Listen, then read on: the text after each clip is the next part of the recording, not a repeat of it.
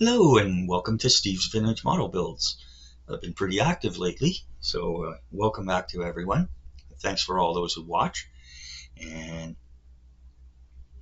so I've got a couple of things today to show off. One very small kit review. And so I had, well, first of all, I was up to the hobby shop today, and Matt gave me a t-shirt. Yeah, excuse me. Least he could do after all the money I spent on in his shop. Excuse me. That beer's repeating itself. Okay, yeah. So I was up to the hobby shop and I had ordered this. Gee, about a month ago, and comes from a warehouse just across in Vancouver. And normally, depending on when I order it, um, it'll arrive the following week or 2 weeks at the most. But in the middle of it all, they decided that they were going to move their warehouse, so they shut everything down and moved. So anyway, so yeah, so it came in, and this is a beast of a kit. It's a big kit. It cost it was about $120. Um, I had this is your fault, Jason, over at Model Kit Stuff. I saw your review of this not too long ago, and decided that I'd like to get this. I think Jason's included the transporter too. Excuse me. But you know, but I first of all I couldn't find that kit online. I suppose Matt could have ordered it for me, but then I decided no, it would take up awful lot of shelf space. This will take up enough as it is, an awful lot of shelf space, and then I'd have to get a tank to put on the trailer. So um, I've been strictly informed. No further model kits this year, no matter what. As it was, Esther was upset when Matt called, or when Brett from the shop called today. But I said, no, honey, it's okay. Before I promised, I ordered this long before I promised, and it just finally came in. So I was kind of forgiven. There we go. Still working out this camera.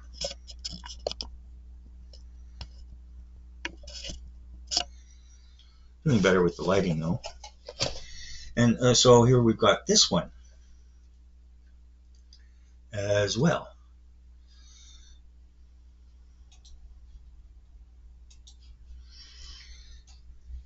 And this is the Academy FI156 Storch, the Morane Saulnier MS 500/502 version. And it's Academy kit number 12459. I took the cellophane off because it's shiny, and I'm going to open this anyway. So, and then we have some very nice photographs of the completed kit.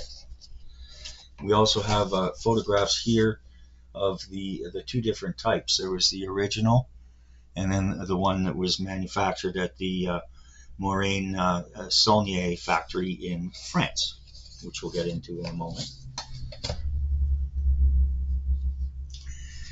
Kit was $14.99 plus tax, Canadian, at the hobby shop, and it is an Academy kit. First two of them 1998. Some new parts in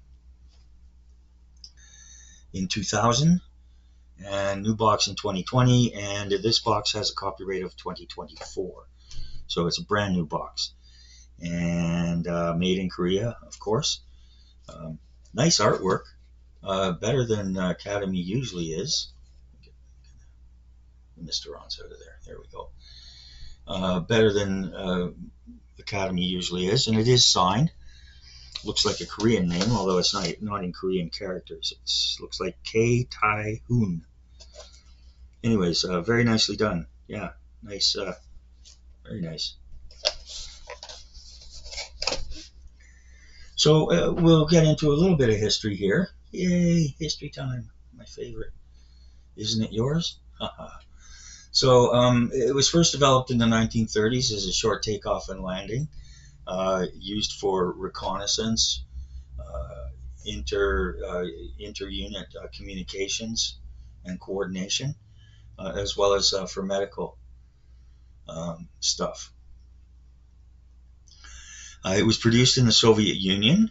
Germany sent some to the Soviet Union after the Non-Aggression Pact was signed, and they went ahead and basically just copied it and kept manufacturing it. It was also manufactured in Czechoslovakia, Romania, of course, Germany itself, and at the Morane Saulnier factory in France, in Vichy, France, after the after the Germans invaded and conquered most of France, or the most important parts. Anyway, I don't know. Anyways, so an interesting aircraft, had quite a long service life. I believe it was manufactured in France until about 1969, and after the Allies retook the factory, the French Air Force asked them to just keep building it, and I think they continued there for quite a few years, and the Swiss used them for quite a while. Obviously, with the short taken off and landing characteristics, it was handy for all sorts of things when in the mountains. So yeah, so we've got that, and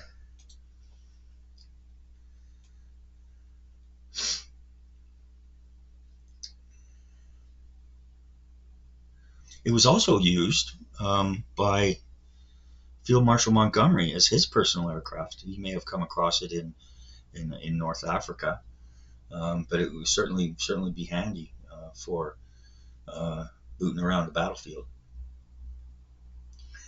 A couple of notable things. In September 1943, the Storch played a pivotal role in Operation Eiche, E-I-C-H-E, which was the rescue of deposed Italian dictator Benito Mussolini.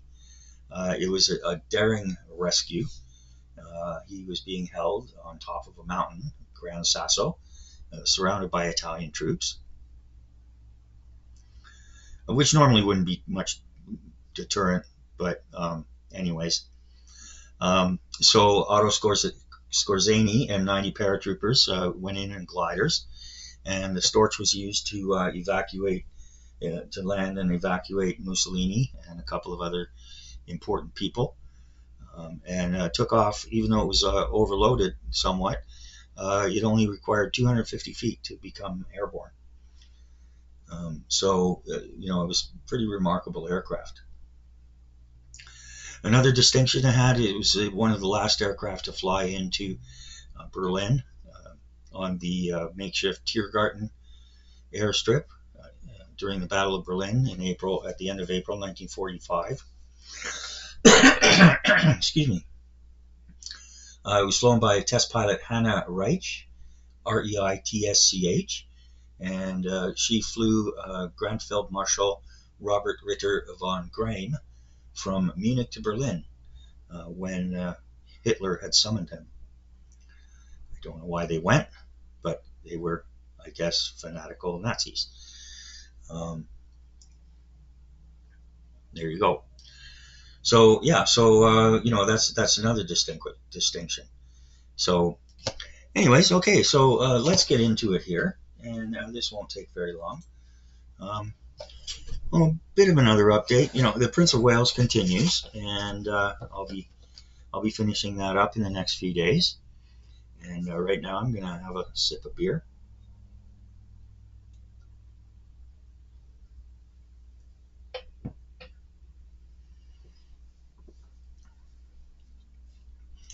A reorganization of the hobby room and the workbench has pretty much been completed. So things are all tidied up and looking much better. Okay, as always, we get this from, they always say check with parts list before unsealing. Replace and return not guaranteed when plastic is unsealed. In a small kit like this, that's easy to do, but in a bigger kit, you might not know that there's a problem with the part until you actually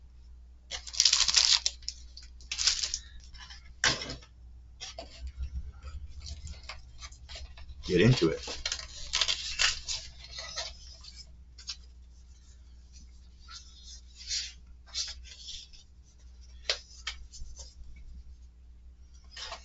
Okay, and then we get the Academy tips. Before assembling, read the instruction manual, how to cut the parts, keep away from little children, all that kind of stuff.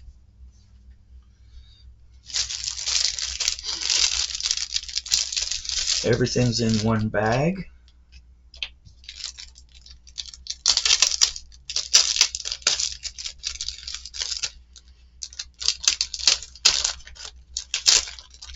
Need to change the blade.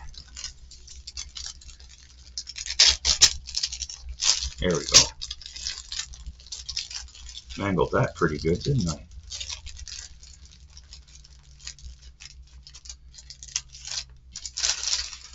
Okay.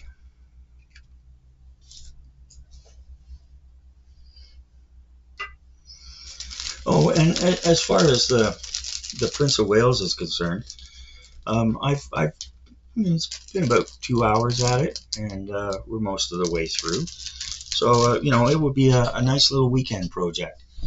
You could do the build on Saturday. You could probably even do it all in one day, except you have to prime and wait for that to dry. But yeah, you could do the build on Saturday, and then on Sunday do the painting and decorating and decaling. Okay, so we get quite a lot of. Obviously, it was used for reconnaissance, so we've got a lot of windows here, and I'm not going to take them out, but actually maybe I will, just for you.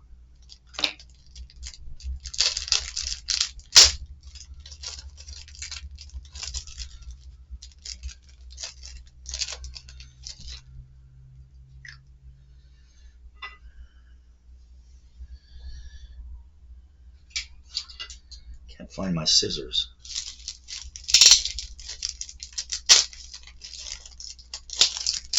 There. I'll have to find another plastic bag for that. No shortage of those around, that's for sure. Okay, so here we go. Get this out of the way.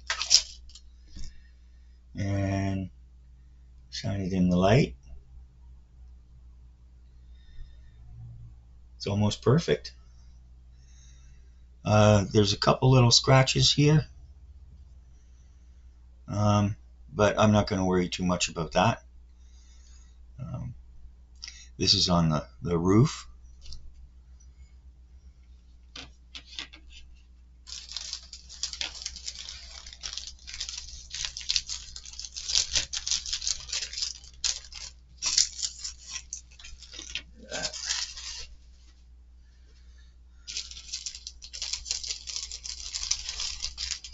Protect that.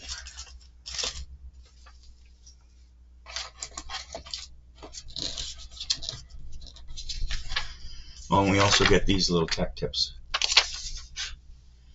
Academy's come a long way in the last little while. They've really upped their game. Some of their older kits, they're not very good, but this looks to be excellent.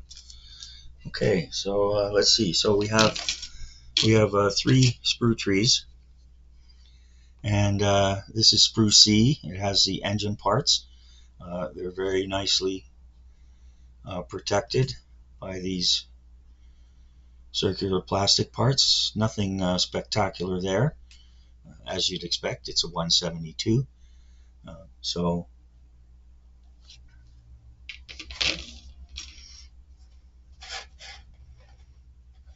there's a lot of struts and stuff. And then we've got mirror This one has the propeller, and this one has the engine cowling, and then the body and wings.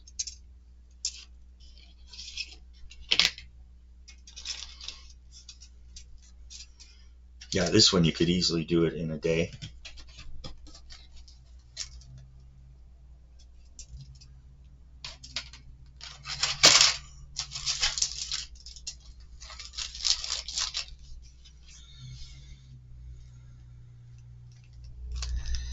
And we get a nice decal set. Academy decals are all right. The thing I noticed with them, though, was you got to slide them off perfectly. If they get folded over or anything like that, you're doomed. So it looks like we've got British and French markings, as well as the German ones. And this is interesting. The MS-500 502 was nicknamed the Cricket for cricket, I guess. And so, but anyways, yeah, if you can, the Academy decals aren't great. They're you know,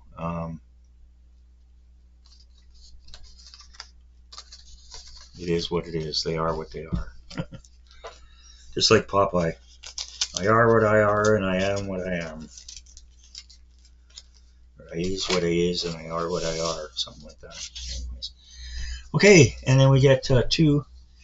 We get the assembly instructions, and then we get the painting instructions, which are pretty basic, painting and decaling. And we actually get a little write-up here from Academy, which is uncommon for them. Usually you don't get much, and this has a little bit more. So I'll just read it. Give you something more interesting to look at. There. The Fieseler FI-156 Storch was the most successful short takeoff and landing plane used during World War II. First used in 1937, its ability to take off from a 200-foot runway and land on an even shorter strip of ground made it perfect for military transport and reconnaissance missions. Its only armament was a small rear-mounted machine gun. Oh, interesting. And it could only fly up to 109 miles per hour, so it was slow. But it wasn't designed to be fast. Widely produced and used by the Luftwaffe during the war.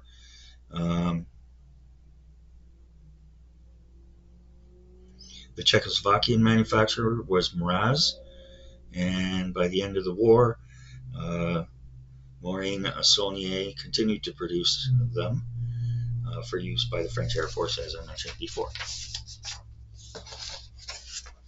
So let's take a look here and see what we've got.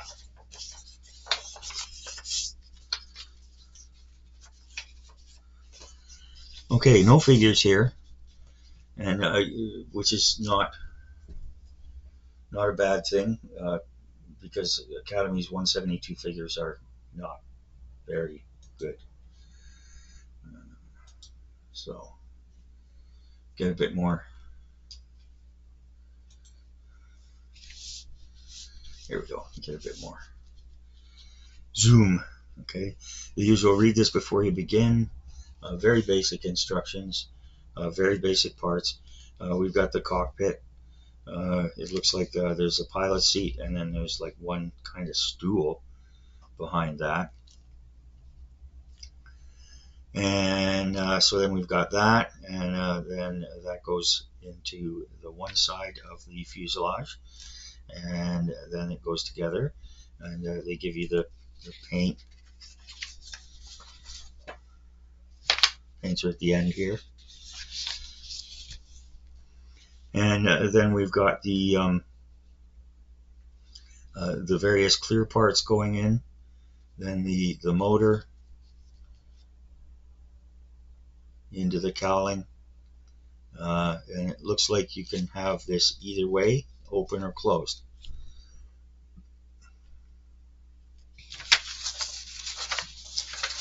Then from there we've got the tail, some of the struts, the wings. There's the paint scheme.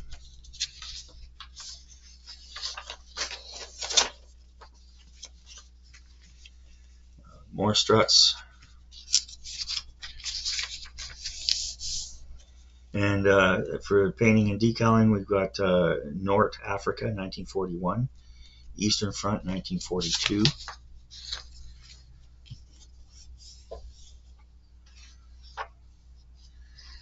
And we have France, 1947. And then on the back, some shameless self-promotion. And then we get a map, sprue tree map. There we go.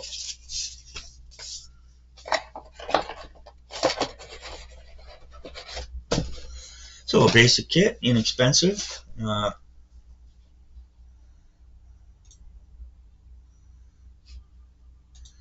It would be an excellent kit if you're just getting into the hobby. It'd be an excellent kit to start with. Pretty simple, pretty straightforward. It's got all the elements there and some nice decals. And so I'm not going to give it a full rating. It's it's a value. It gets a good half point bonus there. Everything looked good with the parts, the box art, everything like that. So 10 and a half, something like that. And as I said, an excellent kit to start if you're interested in getting into the hobby. Okay, so that's it for today. Just kind of a quickie, presto cheapo, just like the kit. And so I hope you've enjoyed spending a few minutes with me. I dropped a video yesterday on assembling the new lamp for the hobby room, and I'm using it now. So hopefully